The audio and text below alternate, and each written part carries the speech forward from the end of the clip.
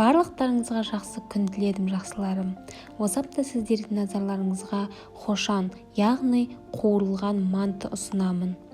Видеоны соңына дейін қарап, менің видеоларымды бағалап, лайк қойып, комментарий жазуларыңызды сұраймын.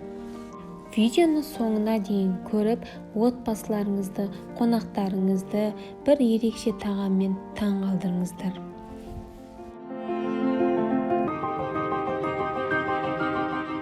Майдалап туралынған еттің үстіне қойдың құйрық майын саламыз, пияз саламыз, тұз, қара бұрыш, мантыға қосатын дәм қосар салып, жақсылап араластырамыз. Қамырды жұқа дөңгелек етіп жаямыз, видеодағыдай етіп түйіп бекітеміз. Қаттырақ бекітеміз, жан-жағы ашылып кетпеуі керек. Қамырдың қалай жасалу керектігін тәсілін мен описаниеда жазып кететін болам, сол ссылкаға кіріңіздер.